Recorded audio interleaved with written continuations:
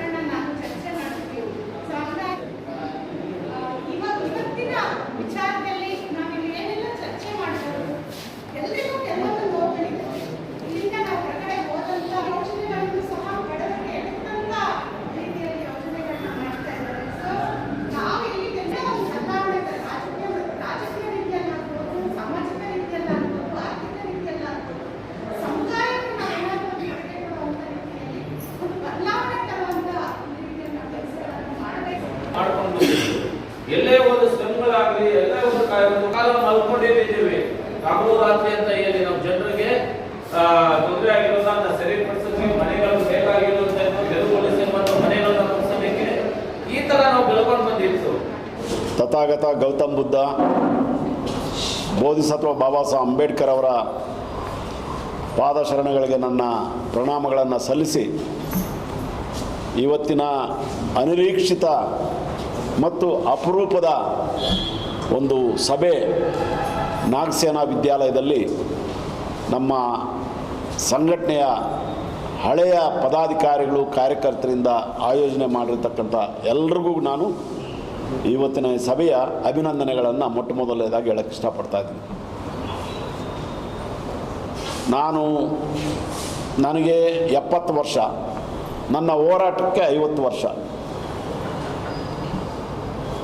ಈ ಸಂದರ್ಭದಲ್ಲಿ ಇದೇ ಜೂನ್ 4ರಂದು ನಡೆದಂಥ ನನ್ನ ಹುಟ್ಟುಹಬ್ಬದ ಸಂದರ್ಭದಲ್ಲಿ ಅನೇಕ ಹಳೆಯ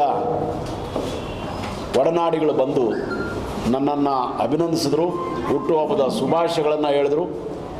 ಆ ಮೂಲಕ ಅವತ್ತು ತಗೊಂಡಂಥ ನಿರ್ಧಾರ, ನಾವು ಮತ್ತೆ ನಿಮ್ಮ ಜೊತೆ ಹೋರಾಟದಲ್ಲಿ ಇರಬೇಕಂತೇಳಿ ಏನು ಒಂದು ಸಣ್ಣ ವಿನಂತಿ ಬಂತು. ಆ ವಿನಂತಿಗೆ ನಾನು ಅವತ್ತನೇ ಸಹಮತ ವ್ಯಕ್ತಪಡಿಸಿ ಅದರ ಫಲವಾಗಿ ಇವತ್ತು ಈ ಸಭೆ ನಡೀತಾ ಇದೆ. ಈ ಸಭೆ ಅತ್ಯಂತ ಯಶಸ್ವಿಯಾಗಿ ನಡೆದಿದೆ ಮತ್ತು ಇದು ಎಲ್ಲಿಗೆ ಹೋಗುತ್ತಂತ ಹೇಳಿದ್ರೆ, ನನ್ನ ಹುಟ್ಟುಹಬ್ಬದ ಹೆಸರಲ್ಲಿ ದಲಿತ ಚಳುವಳಿಯ, ಅಂಬೇಡ್ಕರ್ ಚಳುವಳಿಯ ಒಂದು ಆತ್ಮಾವಲೋಕನದ ಸಭೆಗಳಾಗಿ ಕಾಣ್ತಾ ಇದೆ. ಆತ್ಮಾವಲೋಕನ ಅಂತ ಹೇಳಿದ್ರೆ, ನಾನು ಮಾಡಿರೋದು ಸರಿ ಏನು, ನಾನು ಮಾಡಿರೋ ತಪ್ಪೇನು, ಮುಂದೆ ನಾವು ಹೇಗೆ ಹೋಗಬೇಕು ಅನ್ನೋ ಚರ್ಚೆಗಳು ನಡೀತಾ ಇದ್ದಾವೆ.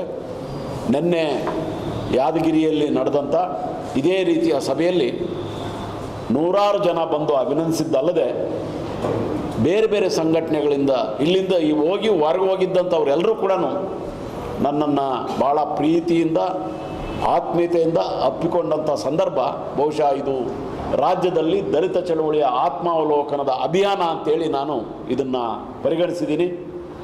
ನಿನ್ನೆ ದಲಿತ ಸಂಘರ್ಷ ಸಮಿತಿ ಸಂಸ್ಥಾಪಕರು ಬಂದಿದ್ದರು, ನಮ್ಮ ಜೊತೆ ಇದ್ದಂಥವರು ಬಂದಿದ್ದರು, ಬೇರೆ ಬೇರೆ ರಾಜಕೀಯ ಪಕ್ಷಗಳಿಗೆ ದಲಿತ ಚಳವಳಿಯಲ್ಲಿ ಇದ್ದುಕೊಂಡು ಹೋಗಿ ಬಂದಿರೋಂಥವ್ರು ಎಲ್ಲರೂ ಇದ್ದರು. ಸೊ ಆ ಒಂದು ಅಭಿಯಾನ ಇವತ್ತು ಹೊಸ ತೀರು ಪಡ್ಕೊಳ್ಳೋಕ್ಕೆ ಬೆಂಗಳೂರಲ್ಲಿ ಸಾಧ್ಯ ಆಗಿದೆ ಅಂಥೇಳಿ ಈ ಕಾರ್ಯಕ್ರಮದಲ್ಲಿ ಭಾಗವಹಿಸಿದಂಥ ಎಲ್ಲರೂ ಕೂಡ ಅಭಿನಂದನಾರ್ಹರು. ಮುಂದೆ ನಾವು ಇದೇ ತಿಂಗಳು 2ನೇ ತಾರೀಕು ನನ್ನ ಹುಟ್ಟೂರಲ್ಲಿ 4 ಕಾರ್ಯಕ್ರಮಗಳನ್ನು ಆಯೋಜನೆ ಮಾಡಿದ್ದೀವಿ. ರಾಮದಾಸ್ ಅತ್ವಾಲೆ ಅವರು ಬರ್ತಾ ಇದ್ದಾರೆ, ಸೋಮಣ್ಣ ಅವರು ಬರ್ತಾ ಇದ್ದಾರೆ, ರಾಜವಂಶಸ್ತ್ರ MP ಆಗಿರ್ತಕ್ಕಂಥ ಯದುವೀರ್ ಒಡೆಯರ್ ಬರ್ತಾ ಇದ್ದಾರೆ, ಇನ್ನೂ ಅನೇಕ ಜನ ಆ ಥರದವರೆಲ್ಲ ಲೋಕಲ್ ಎಲ್ಲ ಲೀಡರ್ಗಳು ಬರ್ತಾ ಇದ್ದಾರೆ. ಅಲ್ಲೂ ಕೂಡ ನಾನು ದಲಿತ ಸಂಘರ್ಷ ಸಮಿತಿ ಮೂಲ ಸಂಘಟಕರನ್ನೂ ಕೂಡ ಆಲಂಘನ ಮಾಡ್ಕೊಳ್ಳೋಕ್ಕೆ ನಾನು ತಯಾರಿದ್ದೀನಿ ಅನ್ನೋದನ್ನು ನಾನು ಮುಕ್ತವಾಗಿ ಹೇಳಿದ್ದೀನಿ. ಅವರೆಲ್ಲರೂ ಕೂಡ ಹೇಳೋದು ಒಂದೇ,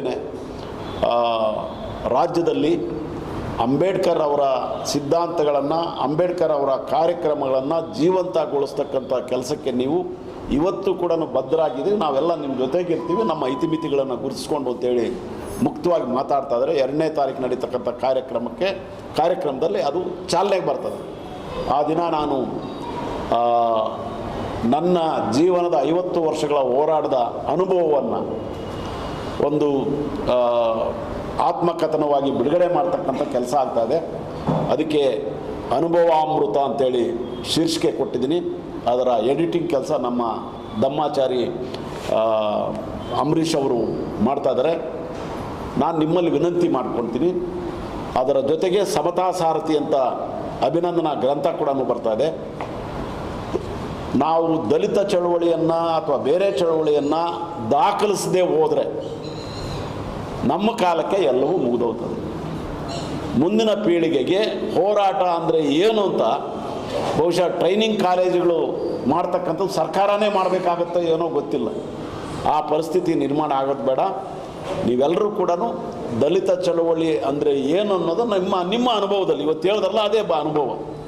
ಆ ಅನುಭವಾಮೃತದ ಪುಸ್ತಕದಲ್ಲಿ ನಿಮ್ಮ ಅನುಭವದ ಲೇಖನ ಸೇರಿದ್ರೆ ಅನುಭವಾಮೃತಕ್ಕೆ ಒಂದು ಅರ್ಥ ಬರುತ್ತಂತೇಳಿ ನೀವು ಹೇಳಿದ್ದನ್ನೇ ಮಾತಾಡ್ರಿ. 1 ಪುಟ 2 ಪುಟದಲ್ಲಿ ಅದನ್ನು ತಲುಪಿಸಿದ್ರೆ ಸಮತಾ ಸಾರಥಿ ಪುಸ್ತಕದಲ್ಲಿ ಬರ್ತದೆ.